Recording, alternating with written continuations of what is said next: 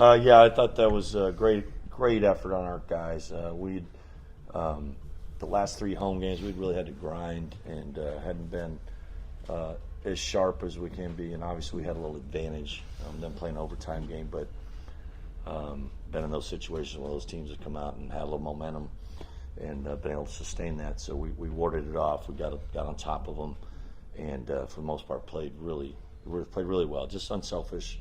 We're 11 assists, 3 turnovers at halftime, which is really good for us. And we kept them off the 3 for the first half, and then they got some late when we had a cushion, because they're a very explosive team that can make 15, 16 threes. So we're happy to get this one done, but and we got another one tomorrow night, and hopefully we come out the same energy and effort. All right, we'll open up for questions. Start here in the middle with Mark. Mark Anderson, AP. You're in the semis for the first time since 2008. Never been in the championship game, especially this year. Everything's going. How much does that mean to you? That mean a lot. Just these guys, a little bit of laundry list of how many accomplishments this team has had, and that'd be another. I said we haven't been in 5 years in the semis. That's great, and getting to the finals would be great. And obviously, our goal is to win it. And we've talked about embracing these. We've got 2 weeks. We've got another postseason coming, and this is how you get better. And hopefully we handle. It's tough to go back to back. It's tough mentally as much physically. So. Doing that just more marks for the program, and could be more proud of a group of guys. Here in row 3. Grand Avalon Channel Tree. Kyle, you've got 2 early fouls on Maxine, taking him out of the game. Was that a specific emphasis for this one?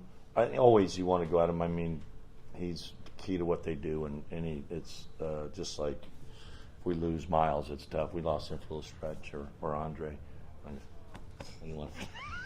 But no, they're we want to go inside anyway, and just we thought we had an advantage there, and being able to get those fouls on them is big boost for us. All the way in the back. Andre, shoulder seems to be doing a lot better today. How much did that week of rest help you out?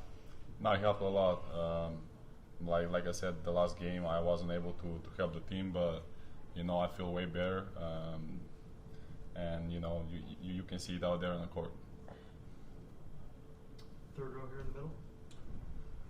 Yeah, just the players. I think you guys had 6 different players in double figure scoring. Just how much fun is it to be part of a game where you got that many different guys kind of rolling and flowing? It's great. We're an unselfish group. We love to see the next person win. So I think that kind of went out and displayed tonight. We had 18 assists. It's been a long time since we've been in that category, but. It was just a great atmosphere, for us to, share the ball and see everybody get going. So I think if we just keep doing that, the sky's the limit for us.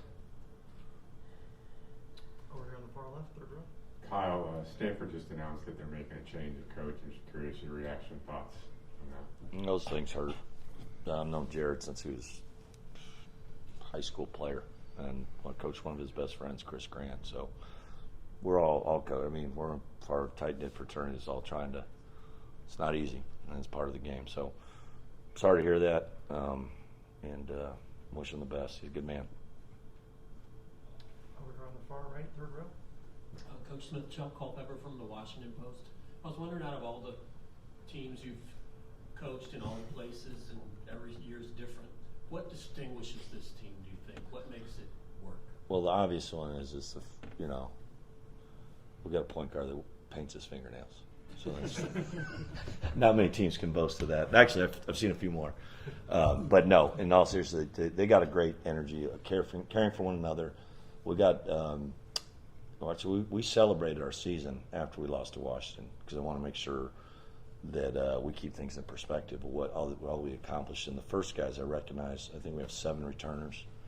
And although we've only played 3 guys that are really playing a lot of minutes with Andre, Kamani, and I didn't count. I didn't even acknowledge Miles being a returner because he didn't play any minutes. But it was like, hey, well, you guys done such a great job. How'd you do with all these new? Well, because the 7 guys. That's AJ Rohosi, Ben, correct? Who am I? Jabe, Kamani, me. I said a couple. Benny, we said Benny. Yeah, we said Ben. All right. Under stress, I'm gonna do well. But no, that group of guys, they knew what the expectations are, and that's leadership. A guy like Isaac Jones, who, you know, they didn't win a lot of games over Idaho. He scored a lot of points, but he's just gotten better and better because I think the culture's good. And people talk about culture. You know, what is it? Well, it's those guys. They're unsung heroes. They have long practices because they get there 30 minutes before practice and do scout stuff, and they're ridiculous attitudes and work ethic. So it's kind of a well-oiled machine. It's a lot to do with our captain and some other guys too. So, man, and I said the coaches have, Coach Sean and I have been here the whole time. It's just like you build on that stuff. And there's things like we sing our song and everyone knows the lyrics now because we're used to winning. So it's good. Austin Getz, K2. Coach, just after a few games of slow starts, how big was it to get out to a good start, have a halftime lead? Well, we were down 9-7 after the first meeting, and I took that as a win. we're still getting there. I'm yelling at him like we're giving up a 90-point pace. So it was good, and we kind of settled in there, and we pushed out. Now I was really concerned because I just know you don't want to give a team that just had an emotional win, give them any momentum to go keep it going. So it was good. You know, it's been something we talked about, and it was funny because I don't know who to start at center, but this whatever. We're getting good center play, but Oscar struggled a little, and Ruben played great, and they've kind of handed that off back, and we'll get them both going, and we're really good. All the way in the back again. Miles, there was talk that you're wearing an Aaron Baines jersey right now.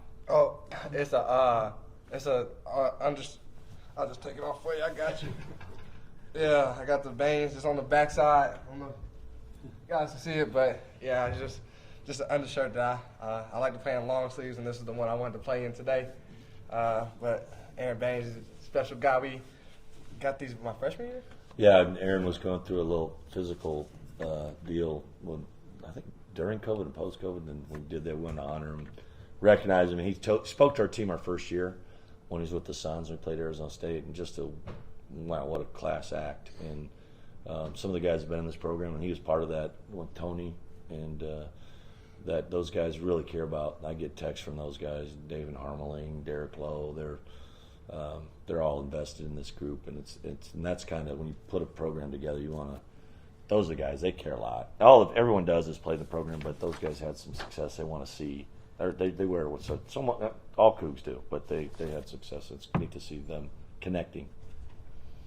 Second row here in the middle. Miles, they cut the lead to I think 14 with a Durham run.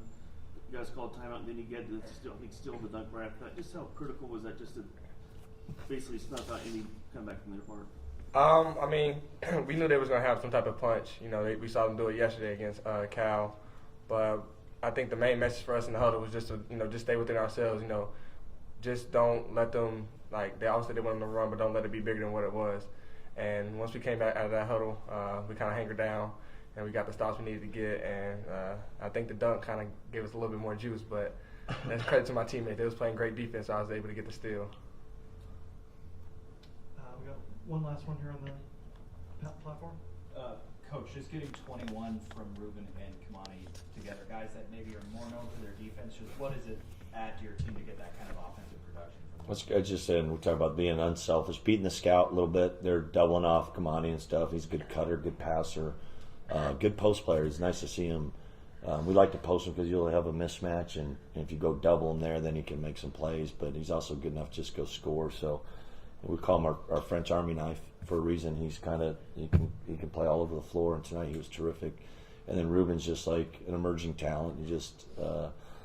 He's a beast. You know, he's a young guy, and then I just love to see him when he gives everyone a little lift when he gets going. He's got a lot of charisma, big emotional guy. Great. Thank you guys. Appreciate your time. All right, thank you. Thank you guys.